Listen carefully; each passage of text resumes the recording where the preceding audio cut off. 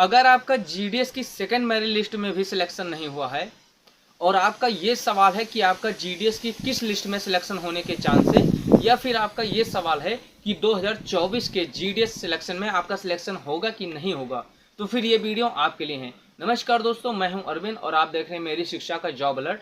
दोस्तों, मैं एक ऐसा आइडिया लेकर आया हूं जिसमें अब आप ये सवाल करना छोड़ देंगे कि हमारा जीडीएस की किस लिस्ट में सिलेक्शन होगा या इस बार हमारा सिलेक्शन होगा क्यों नहीं, क्योंकि आप खुद से भी चेक कर सकते हैं कि आपका जितना परसेंटेज है उस हिसाब से जीडीएस की किस लिस्ट में सिलेक्शन होने के चांस है, या फिर कितना परसेंटेज है आपका, तो उस हिसाब से ये आइडिया आप लगा सकते हैं कि 2024 के जीडीएस में आपका सिलेक्शन होगा कि नहीं। दोस्तों, हर साल की अपेक्षा यानी पिछले प्रीवियस ईयर की अपेक्षा इस बार जीडीएस में बहुत ज़्यादा फ्रॉड हो रहा है। फ्रॉड ऐसे हो रहा है कि जितने बच्चों को बुलाता है सिलेक्शन के बाद डॉक्यूमेंट वेरिफिकेशन के लिए, उसमें लगभग 50% बच्चे आउट हो जाते हैं। उसका रीज़न ये है कि इस बार जब जीडीएस का फॉर्म अप्लाई हुआ तो उसमें बहुत सारे बच्चों ने गलत अंक डाल दिए, यानी कि जिनका 70% है उन्होंने 95 डाल दिया, जिनका 80 है उन्होंने 100 डाल दिया। इसी बार इसलिए आप देख रहे हैं इस बार कि जीडीएस की जो लिस्ट आ रही है उसमें 100 के परसेंटेज के कट ऑफ बहुत ज़्यादा आ रहे हैं, तो इसलिए बहुत सारे लड़के आउट हो रहे हैं। लेकिन इससे एक आइडिया ये भी हो रहा है कि इस बार बहुत सारे बच्चे फ्रॉड वाले बैठे भी हैं। तो आप कैसे चेक कर सकते हैं इस बार कि आपका नाम इस बार आएगा कि नहीं आएगा? तो उसके लिए आप एक एक तरीका नोट कर लीजिए। थोड़ा एक चीज़ है, आपको पेन और कॉपी लेकर बैठना होगा और थोड़े आधे एक घंटे मेहनत करनी होगी, सारी चीज़ें नोट करनी होगी। उससे आपको आइडिया हो जाएगा कि इस बार आपका सिलेक्शन होगा कि नहीं। तो आपको कैसे चेक करना है, एक एक चीज़ें मैं बता रहा हूँ, आप उसको नोट कर लीजिएगा, ठीक है? उसी हिसाब से आप चेक कर लीजिएगा, तो आपका ये सवाल का आंसर आपको मिल जाएगा कि आपका सिलेक्शन होगा या फिर नहीं।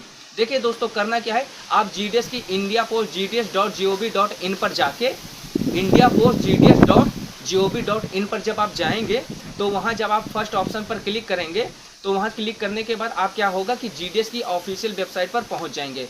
अब वहाँ साइड में जब आप देखेंगे कैंडिडेट कॉर्नर में, तो वहाँ सबसे नीचे आप देखेंगे जीडीएस की सेकंड मेरिट लिस्ट के लिए न्यू करके ऑप्शन दिख रहा होगा आपको, जैसे आप चेक करते हो हमेशा ना, तो उसमें देखिए अब उसको जब आप क्लिक करोगे तो उसके बाद में क्या होगा, आप सीधा पहुंच जाओगे उन सारे स्टेट की सेकंड मेरिट लिस्ट में जिनकी आ गई है, ठीक है? सिर्फ जम्मू कश्मीर और हरियाणा को छोड़कर सबकी लिस्ट आ गई है, क्योंकि मैंने बताया जम्मू कश्मीर और हरियाणा में क्या है, अभी इलेक्शन प्रॉब्लम्स चल रहे हैं, ठीक है? तो उसको जब आप चेक कर लेंगे, वहाँ क्या होगा, जैसे आप मान लीजिए आप उत्तर प्रदेश में रहते हैं तो स्क्रॉल करके उत्तर प्रदेश वाले कॉर्नर पर जैसे क्लिक करेंगे तो एक ऑप्शन आपको आ जाएगा कि शॉर्ट लिस्ट कैंडिडेट का ऑप्शन आपको दिख रहा होगा, ठीक है? मिल जाएगा। वहाँ आप जब आप क्लिक करोगे तो आपको पीडीएफ डाउनलोड करने को बोलेगा, पीडीएफ आप डाउनलोड कर लेंगे।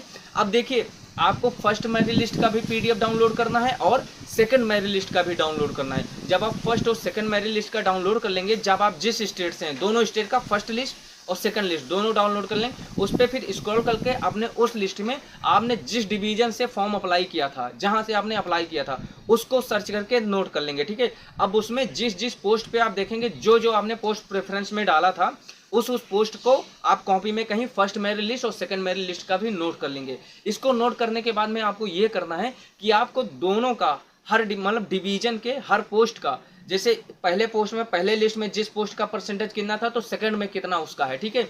दोनों का डिफरेंस चेक करेंगे। डिफरेंस चेक करने के बाद में आपको ये आइडिया हो जाएगा कि फर्स्ट मेरिट लिस्ट और सेकंड मेरिट लिस्ट के बीच में डाउन परसेंटेज का क्या अंतर है, मतलब डाउन परसेंटेज कितना डाला है, यानी कि जिस डिवीजन में जिस पोस्ट प्रेफरेंस से फर्स्ट मेरिट लिस्ट में मान लीजिए 99 पे उठा था, तो क्या सेकंड में 98 पे उठा है या 97 पे उठा है या 99 पे उठा है?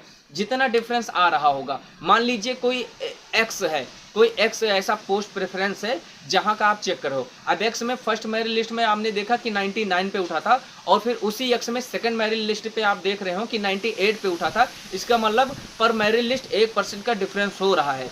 अब यहाँ कुछ लोग ये कहेंगे या उनके मन में ये सवाल आएगा कि ऐसा भी हो सकता है कि थर्ड मेरिट लिस्ट में ज़्यादा कट ऑफ डाउन हो जाए, लेकिन ऐसा चांस बहुत कम होता है। उसका रीज़न ये होता है कि अगर सेकंड मेरिट लिस्ट में 98% पे उठाया गया है तो भी कुछ बच्चे सेकंड मेरिट लिस्ट के बैठे होंगे 98% वाले, तो जो डाउन जाता है परसेंटेज वो उतना ही अंतर लगभग आता है। और एक और प्रॉब्लम है कि हर बार की अपेक्षा इस बार बहुत सारे बच्चे फ्रॉड हैं, तो अगर आपको 98 और 97 या 99 से 98 1% का डिफरेंस दिख रहा है तो आप ये मान के चलो कि जीडीएस की 5 या 6 मेरिट लिस्ट आएगी। तो आप अगर मान लो जनरल में हो और वही एक्स पोस्ट है, एक्स पोस्ट कोई भी एक्स पोस्ट मान लो, उस एक्स पोस्ट पे आपको 1% का डिफरेंस दिख रहा फर्स्ट से सेकंड मेरिट लिस्ट में, तो ये मान के चलो कि 6 मेरिट लिस्ट आते आते फिर 6 से 7% का डिफरेंस आपको देखने को मिलेगा। ऐसे अगर आप एससी में है तो एससी का उस डिवीजन में चेक कर लेना उस पोस्ट प्रेफरेंस में कि कितना डिफरेंस आ रहा है। अगर फर्स्ट मेरिट लिस्ट में 98 पे उठा था, सेकंड में सबसे लो परसेंटेज उसका 96 गया है,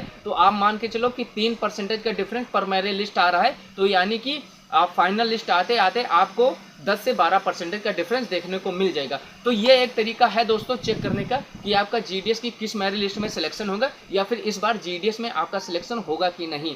तो ये मैं आपको बताने वाला था, जिससे आपका क्वेश्चन क्लियर हो जाएगा, आपको बार बार पूछने की जरूरत नहीं पड़ेगी, और मुझे उम्मीद है कि आपको समझ में आ गए हो। फिर भी अगर आपको कोई समस्या है, आप नहीं समझ पाए हैं, आपके कोई क्वेश्चन है, तो आप कमेंट कीजिएगा, सवाल पूछिएगा, हम उसका आंसर जरूर देंगे। अपना ख्याल रखिएगा, फिर मिलते हैं अगली अपडेट के साथ अगले वीडियो में। नमस्कार, जय हिंद।